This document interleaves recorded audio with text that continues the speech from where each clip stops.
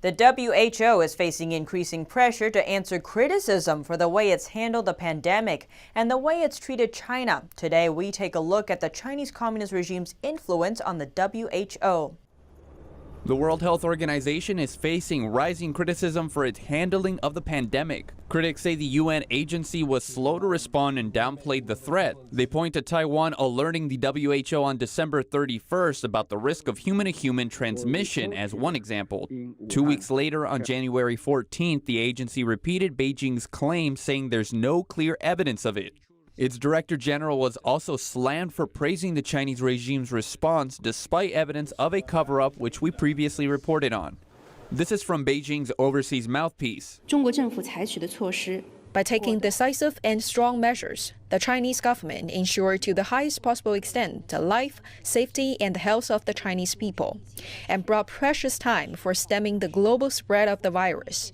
China has always been open, transparent, and responsible in all its efforts. And here's the WHO Director General. The speed with which China detected the outbreak, isolated the virus, sequenced the genome, and shared it with WHO and the world are very impressive and beyond words.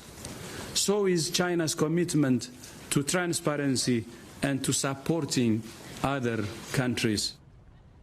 The WHO didn't always toe the line of the Communist Party. In 2003, during the SARS outbreak, the then Director General publicly criticized the Chinese regime for not reporting the first cases quickly. The agency issued its first travel alert in over 50 years, telling people not to go to Guangdong province.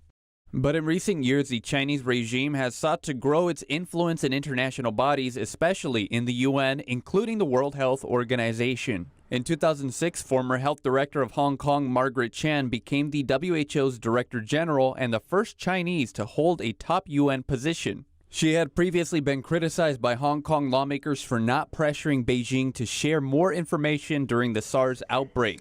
Following Chan's tenure, lasting 10 years, Beijing helped Tedros Adhanom to the top post in the WHO's 2017 election. Appoints Dr. Tedros Adhanom Ghebreyesus as Director General of the World Health Organization.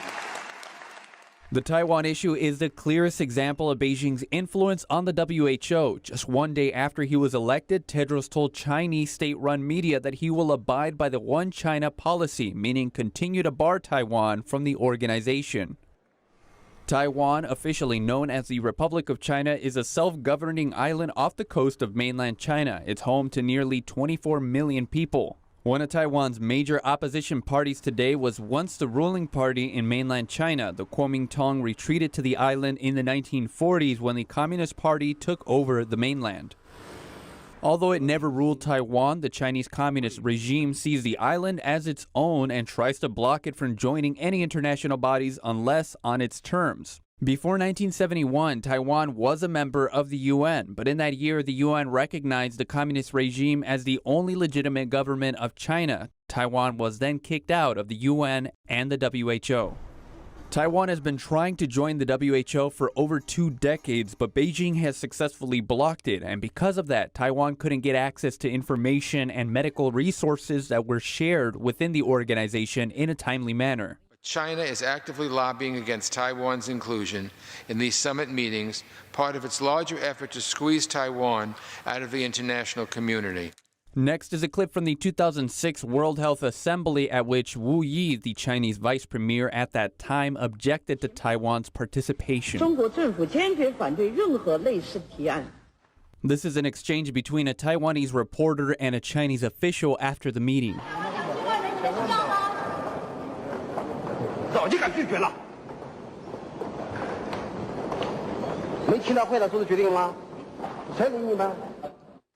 In 2009, Taiwan was allowed limited participation called observer status with Beijing's consent, because at that time, Taiwan's president Ma Ying-jeou was friendly with the regime. But after Tsai Ing-wen came to power in 2016 and with her tough stance against Beijing, Taiwan's observer status was stripped away. In recent years, the U.S. has been trying to get Taiwan observer status so it can join the WHO's annual meeting. Taiwan has been totally excluded from participating at the WHO's annual World Health Assembly for 2 years running.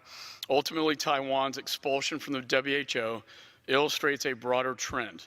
Taiwan is a model democracy that makes the world better, while China is a revisionist, authoritarian power that places the world at risk. A Heritage Foundation report last year says China is interested in expanding its influence within the UN, not because it supports the founding principles of the UN, but in order to shift the values, programs, and policies of the UN in ways that benefit Chinese priorities and ideology.